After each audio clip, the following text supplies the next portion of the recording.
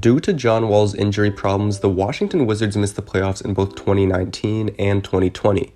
When healthy, Wall and Beal were one of the best backcourts in the league, and the Wizards were viewed as a top 5 team in the East. That being said, trading Wall for Russell Westbrook seemed very promising, as people thought that a pairing of Westbrook and Beal was an upgrade. While the Wizards did finish the year winning 17 of their last 23 games, that was only good enough to get them the 8th seed. Unfortunately for Washington, the current landscape of the Eastern Conference is not favorable. Teams like Philly, Brooklyn, and Milwaukee will likely be the 3 best teams out of the East for the next few years, so at best I could see the Wizards finishing 4th in the East at some point with this roster. However, even that seems like a stretch considering how many teams have improved in this conference. In all likelihood, going into next season with this same roster will result in another narrow playoff berth for the Wizards, where they'd eventually get beaten 4 or 5 games in the first round. The Washington Wizards are a respectable team, but it makes no sense to keep things together when they have such a valuable trade asset in Bradley Beal. In today's video, I'm going to talk about the perfect team that Washington could trade Beal to, and why this move would be so great for the Wizards' future. Murray, inside, incredible! Oh, LeBron James with no regard for human life! They do have a timeout, decide not to use it. Curry, way downtown, bang! Bang! Oh, what a shot from Curry!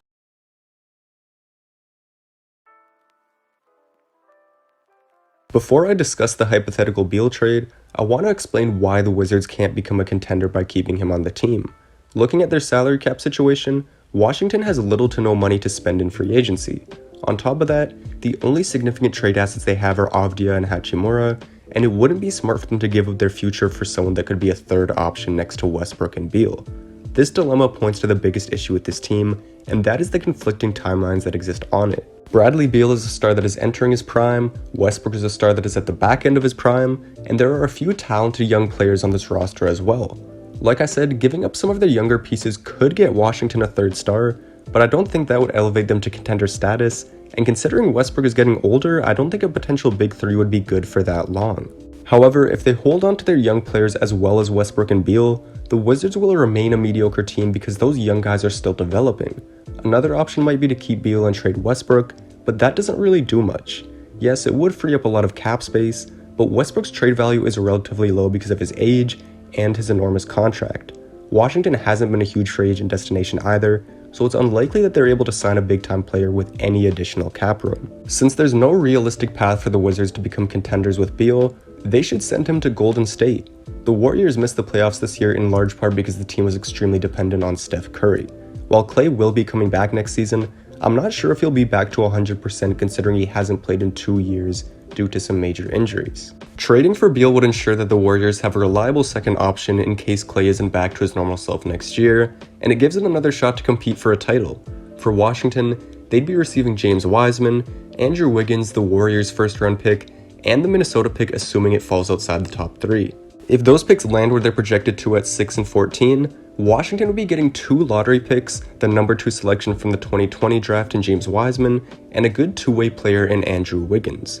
When you add those pieces to a Wizards team that already has Deni Avdija and Rui Hachimura, all of a sudden this team has a really nice young core. The only thing you have to figure out at that point is what you want to do with a Russell Westbrook. I could imagine that Russ wouldn't want to play the last few prime years of his career on a rebuilding team, but his enormous contract makes him a tough player to move. However, after losing their first-round matchup with the Hawks, I could see the New York Knicks taking an interest in Russ. The Knicks were not a great offensive team this year, and that was on full display during the playoffs. Getting someone like Russ would give them a dynamic offensive weapon, a guy that has lots of playoff experience, and someone that has a strong desire to win.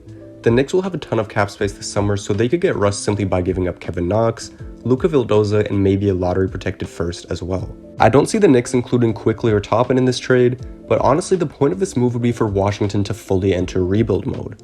Not having Westbrook's contract means that they'd have much more cap flexibility and would also give more opportunities to the young players as they try to develop. If Washington went through with these trades, here's what their rotation would be looking like.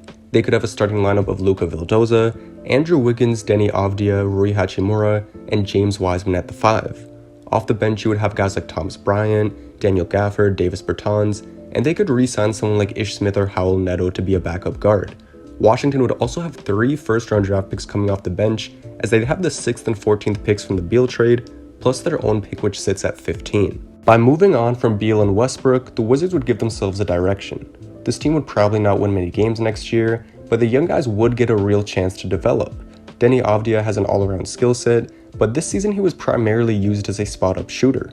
Going into rebuild mode would allow for Denny to play some more point forward, which would give him the chance to show off the skills that made him the 9th overall pick. Rui Hatchimura is another player that I'd like to see get more touches. He's already great at running the floor and playing in the dunker spot, but he's shown that he can be a threat to score in the mid-range and from the post too. Getting into some of the pieces they'd be bringing in via trade, James Wiseman is an athletic big that can run the floor, post you up, and stretch the floor as well. Wiseman is still very raw, he needs to improve his shot selection, his screen setting, and his defense, but these are all issues that can be fixed. Wiseman is extremely talented at just 20 years old, and if he can work on his weaknesses, he's going to be a great modern-day center. Andrew Wiggins is another interesting addition because while many people would view him as someone that simply makes the salaries work in this trade, I think he could be a great pickup for the Wizards. The ship appears to have sailed on Wiggins being a generational superstar, but he's far from a bad NBA player. For his career, Wiggins has averaged 19.5 points per game, and he took huge strides as a defender in 2021. He may be on a bad contract for the next 2 years, but the Wizards wouldn't be competing for much in this span anyways. By the time he's a free agent, Wiggins will only be 28 and Washington could re-sign him to a much more reasonable contract. The Wizards would also be bringing in an intriguing combo guard in Luka Vildoza, Kevin Knox, as well as 2 additional young players with those picks from Golden State. All in all, these moves would be a huge help for a Washington team that should be looking to rebuild. It's also worth mentioning that trading away Westbrook and Beal would give the Wizards a better shot at getting top picks in future drafts. This hypothetical Wizards roster would likely be in contention for a top 5 pick next year, and possibly the year after that as well. That would give Washington a chance at adding even more young talent to this team, which would give them a really exciting future. As I mentioned earlier, keeping the roster as is will make the Wizards just good enough to make the playoffs, meaning that they'd be getting picks in the mid-first round. There's still the possibility of adding a great player at that position, but you increase your chances of selecting an impact player the higher up your team is in the draft. In sports, it is very important to know when to move on. There are a lot of things to like about Bradley Beal. He's beginning to enter his prime, he's an established star player, and it seems like he's very loyal as well. However, the truth is that any potential benefits of keeping Beal are heavily outweighed by any potential negatives. I mentioned that Beal appears to be loyal to this franchise, but you never know what's going through a player's mind, and considering how mediocre Washington has been the past few years, I wouldn't be surprised if he did leave as a free agent. And even if Beal did stay loyal to this team, I talked a lot about how difficult it would be for the Wizards to build a contender around him.